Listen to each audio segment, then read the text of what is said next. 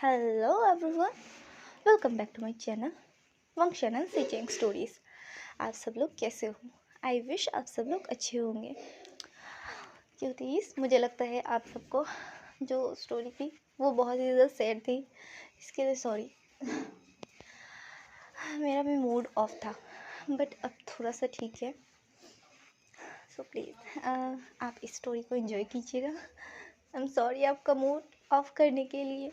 Okay, तो चलिए हम स्टार्ट करते हैं स्टोरी।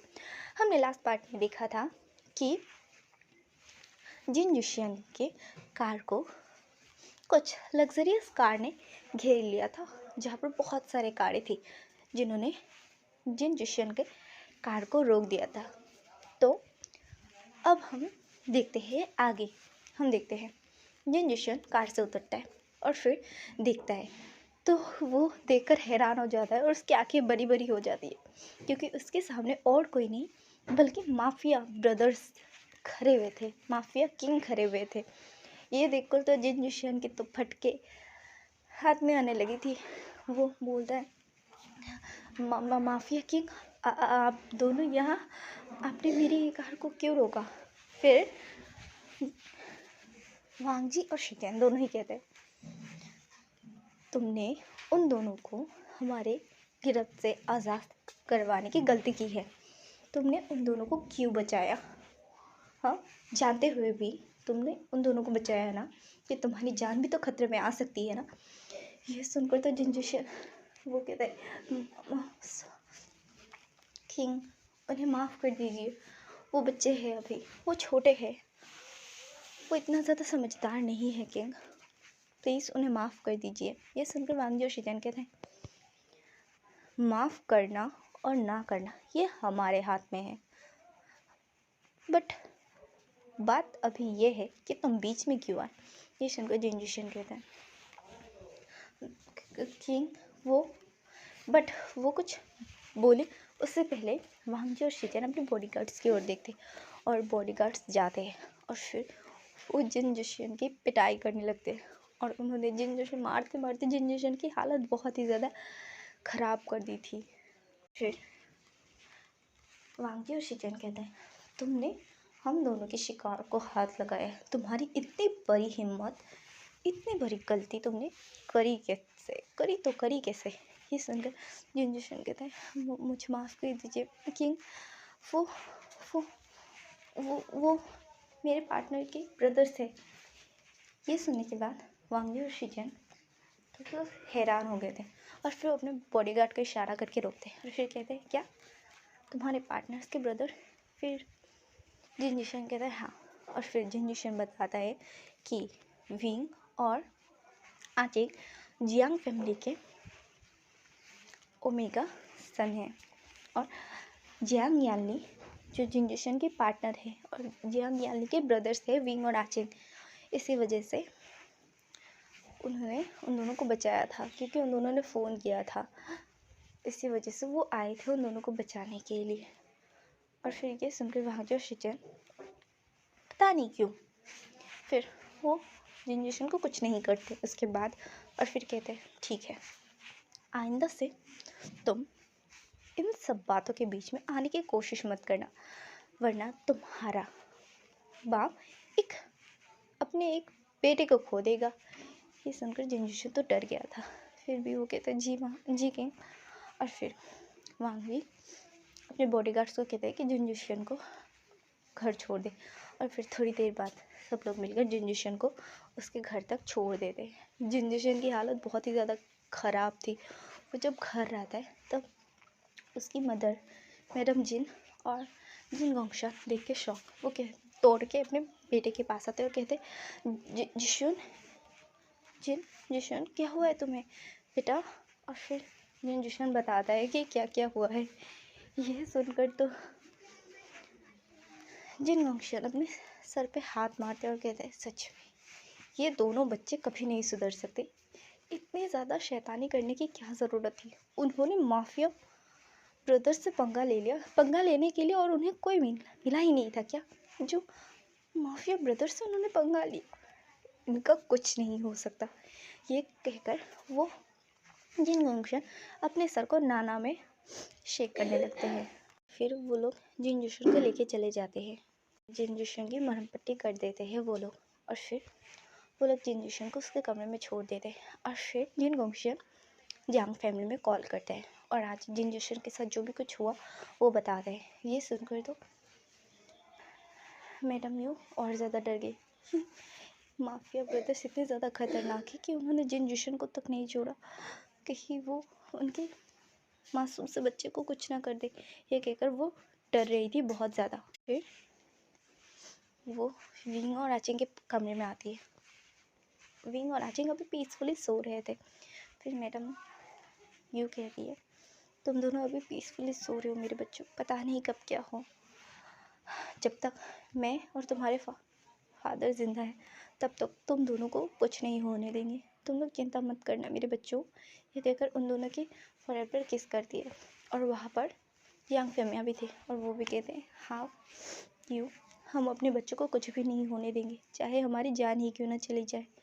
ऐसे उनकर मैडम यू की आंखों में आंसू थे और वो फिर अपने हस्बैंड को हक कर लेती है और फिर रोने लगती है। फिर यांग फेमियन उन्हें वहाँ से लेके चले जाते हैं अपनी कमरे की तरफ, ताकि विंग और आचिंग की नींद ना टूटे। और वो विंग और आचिंग को बताना नहीं चाहते थे कि जिनजुशन के साथ क्या हुआ, क्योंकि जिनगोंगशन ने मना किया था बताने के लिए, क्योंकि वो दोनों बच्चे हैं, वो अभी कॉलेज के स्टूडेंट्स हैं, वो डर जाएंगे, इसी वजह से उन्होंने बताने को मना किया था। और फिर उन्होंने बताया भी नहीं था। और ऐसे ही करके वो दिन निकल जाता है। और फिर वो लोग सुबह उठते हैं। उनके दिमाग से ये निकल ही गया था कि कल उन्होंने कौन सा बड़ा पंगा लिया है, वो भी माफिया किंग से, माफिया ब्रदर से उन दोनों ने पंगा लिया। वो दोनों तो भूल गए थे और वो दोनों मस्त मौला बनकर फ्रेश होकर आते हैं और फिर ब्रेकफास्ट करने बैठ जाते हैं। और उन्हें देखकर यानली उन दोनों को देख रही थी, क्योंकि यानली को भी पता चल गया था कि जिनजुशन के साथ क्या हुआ था। यानली को भी बहुत बुरा लगा था कि उनके भाइयों की वजह से जिनजुशन की ये हालत हुई है। बट यानली को भी पता था कि इसमें उन दोनों यानी उसके भाई के यानी विंग और आचिंग की कोई गलती ही नहीं थी। हाँ, उन्होंने थप्पड़ ज़रूर मारा था क्योंकि वो उनके साथ बुरा कर रहे थे, तो बुराई के खिलाफ उन दोनों ने आवाज़ उठाई थी। और बुराई के खिलाफ आवाज़ उठाना कोई गलती नहीं होती है ना। अब माफिया ब्रदर्स अपनी हुक्म चलाना चाहते हैं और वो ऐसा करे तो उनकी गलती है ना कि उनके मासूम से भाइयों की। वो लोग तो मासूम हैं, बच्चे हैं जो अभी कॉलेज में पढ़ते हैं। हाँ, वैसे बच्चे नहीं हैं, बट हाँ अभी छोटे तो हैं ना उन लोगों से। और वो इन माफिया के चक्कर में ऐसे वो इनोसेंट है दोनों ही, वो इन सब में आते भी नहीं है और ना ही ये सब सुनते हैं। एवरीवन, आज नॉइज़ आए तो आप प्लीज़ आज थोड़ा सा इग्नोर कीजिएगा, क्योंकि मैं अभी घर में हूँ। ज़्यादातर तो मैं बाहर रहती हूँ, बट आज घर में हूँ, तो इसी वजह से थोड़ा सा नॉइज़ आ रहा है। क्योंकि आपको तो पता है ना कि आसपास में कितने सारे लोग रहते हैं, तो इसी वजह से थोड़े से वो लोग, सुबह का टाइम है, वो लोग काम करें तो थोड़ा सा नॉइज़ तो आएगा ना, इसी वजह से आप उसको इग्नोर कीजिएगा। ओके, तो चलिए हम स्टोरी में आते हैं। फिर विंग और आचिंग दोनों खाना खाते हैं और खाना खाने के बाद अपने कॉलेज के लिए निकल जाते हैं अपनी कार लेकर। विंग और आचिंग के पास खुद की कार थी। ऑब्वियसली जियांग फेमिया भी इतने थर्ड में आते थे टॉप 10 में से, तो ऑब्वियस सी बात है वो भी रिच है, काफ़ी रिच है। तो वो लोग अपनी कार में आते हैं और कार में बैठकर फिर अपने कॉलेज के लिए निकल जाते हैं। थोड़ी देर बाद वो लोग कॉलेज भी पहुंच जाते और उन्हें नहीं पता था कि कॉलेज पहुंचने के बाद उनके पास एक बहुत सा बड़ा सरप्राइज़ इंतज़ार कर रहा होगा। और ऑब्वियस सी बात है, आपको थोड़ा तो पता चल गया होगा कि सरप्राइज़ और कोई नहीं बल्कि हमारे लान वांगजी और लान शिचेन देने वाले थे। तो अब हम देखते हैं आगे कि उनके साथ क्या होता है। फिर वो दोनों आते हैं। आने के बाद वो मियाँ सांग को कह रहे वैसा, फिर वैसा कह रहा है फिर ब्रदर यंग ब्रदर, अब दोनों आ गए, चलिए हम लोग चलते हैं क्लासरूम की तरफ। तो वो लोग आ जाते हैं और फिर क्लास स्टार्ट होने से पहले ही प्रिंसिपल वहाँ आ जाते हैं और फिर प्रिंसिपल के साथ दो इंसान खड़े हुए थे। और जब हमारे विंग और आचिंग की नज़र दो इंसानों पर गई ना, तो उनकी तो हालत ख़राब, भाई क्या नहीं, ये तो वही लोग थे ना जिनसे हमने पंगा लिया था, और आचिंग के मन में बस यही चल रहा था। फिर भी वो इग्नोर करते हैं कि ज़्यादा ध्यान देंगे तो कहीं उन्हें यहीं पर ना टपका दे। दोनों दोनों के मन में यही चल रहा था। और फिर दोनों उन सबको इग्नोर करते हैं और फिर प्रिंसिपल की तरफ देखने लगते हैं। प्रिंसिपल आता है और कहता है, स्टूडेंट्स, आप लोग तो इन दोनों को जानते होंगे, ये लैंड कंपनी के हायर है और साथ में द माफिया किंग। ये सुनने के बाद तो सब लोगों की हालत ख़राब, सारे बच्चे को बहुत ज़्यादा शॉक हो गए और घबरा गए थे और वो प्रिंसिपल की तरफ देखने लगते हैं। और सारे बच्चे अपने मन में सोच रहे थे कि ये माफिया ब्रदर्स यहाँ पर क्या कर रहे इतने टाइम बाद। और फिर प्रिंसिपल कहता है, ये कॉलेज इनका ही है, सो आज बस ये लोग थोड़ा सा चेकआउट करने के लिए आए थे। और फिर वो आते हैं और फिर उस सब लोग तो बात करना नहीं चाहते थे वांगजी और शीचन को, बट डर की वजह से सब लोग उन दोनों को ग्रीट करते हैं। और फिर हमारा विंग और आचिंग भी ग्रीट करते हैं, क्योंकि ऑब्वियस सी बात है, सब लोग कर रहे थे, उन दोनों को भी करना ही होगा। बट वो अंदर से बहुत ही ज़्यादा डरे हुए थे, वो काँप रहे थे पूरी तरीके से। वो दोनों यानी हमारे लैन शीचन और लान वांगजी, वो दोनों तो जियांगचिंग और विंग को घूर घूर के देखने में लगे हुए थे, जैसे कि सोच रहे हाथ तो लगो तुम दोनों को, फिर बताते हैं हम दोनों, लाइक ऐसे। और इधर हमारे जियांग ब्रदर्स डर के मारे वो तो बस सिमटे जा रहे थे, उनके तो अभी प्राण हलक में अटके हुए थे। बेचारे बच्चों को डरा के रख दिया हमारे वांगजी और शीचन ने। इतना भी क्या डराना है, अरे बच्चे है, प्यार आ रहा है तो उठा के ले जाओ ना, है नहीं घर में बात कर लो। बट नहीं, डराना है इन दोनों को, थप्पड़ मारा इन दोनों को, ईगो हर्ट हुआ ना, अब तो बदला तो लेंगे ये लोग। और फिर वो कुछ नहीं करते, वो बस घूर घूर कर देख रहे थे उन दोनों को, और इन दोनों की हालत टाइट होती जा रही थी। और फिर ऐसे करते करते ख़त्म होता है वो सब। और फिर वांगजी और शीचन वहाँ से चले जाते थे, क्योंकि वांगजी और शीचन ज़्यादा देर तक अभी यहाँ पर नहीं रह सकते थे।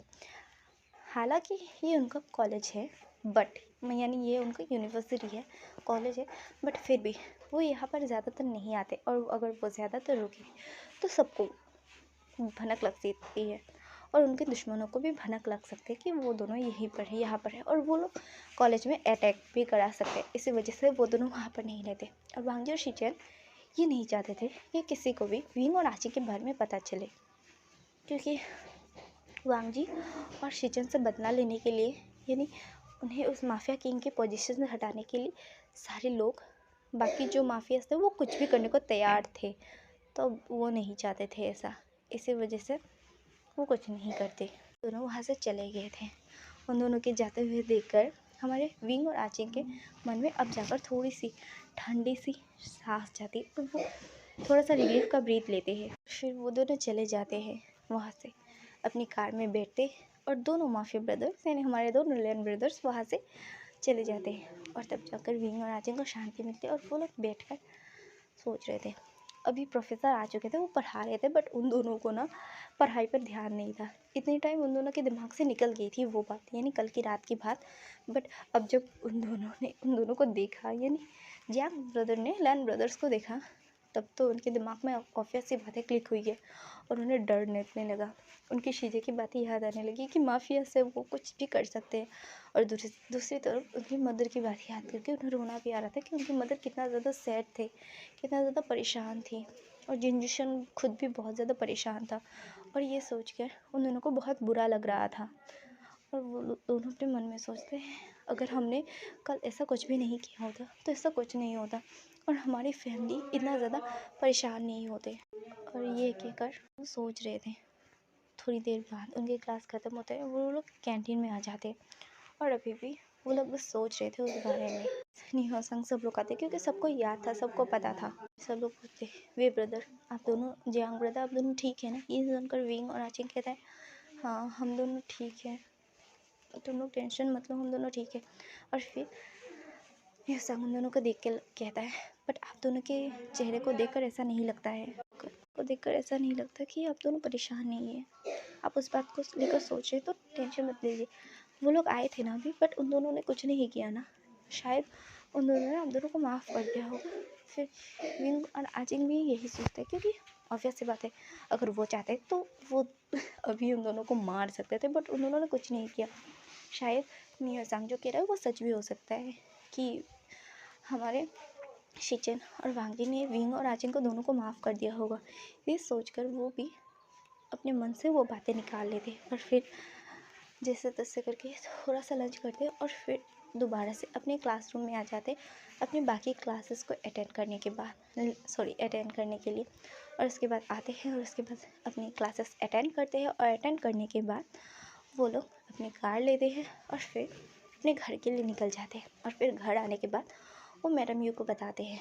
मैडम यू तो डर गई थी पहले, बट उन्हें जब पता चला कि वांगजी और शीजे ने कुछ भी नहीं किया है, ये सुनकर उनके मन में थोड़ी सी रिलीफ आती है कि शायद माफिया किंग उनके बच्चों को कुछ ना करे। और फिर वो उन दोनों के फोrehead पे किस करती है, बहुत ही प्यार से उनका सिर सहलाती है और फिर कहते हाँ शायद माफिया किंग ने तुम्हें माफ़ कर दिया, तुम लोग जाओ जाकर फ्रेश हो के आओ, फिर हम लोग कुछ खाते हैं, स्नैक्स खा लो, क्योंकि तुम लोगों ने तो लंच किया होगा, फिर से बातें तुम लोग करोगे तो नहीं। फिर विंग और आजिंग हाँ कर देते हैं और फिर वो रूम में जाते हैं और रूम में जाने के बाद फिर वो लोग फ्रेश होके नीचे आते हैं और फिर स्नैक्स एंजॉय करने लगते हैं सबके साथ, क्योंकि सबने अब तक लंच भी कर लिया था। सब लोग एक साथ बैठकर स्नैक्स खाते और उसके बाद थोड़ी देर बातें करते हैं और बातें करने के बाद सब लोग अपने अपने रूम में चले जाते हैं रेस्ट करने के लिए, क्योंकि सब लोग ऑब्वियस सी बात है, सब लोग काम करते हैं दिन भर, तो अभी उन्हें थोड़ा सा रेस्ट तो चाहिए ना, तो वो लोग चले जाते हैं और आजिंग भी दोनों अपने कमरे में आते हैं और फिर रेस्ट करने लगते हैं।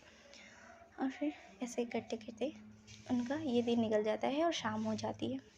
और आज की स्टोरी में यही पेंट करती हूँ, मिलते हैं नेक्स्ट पार्ट में। Okay, bye bye everyone.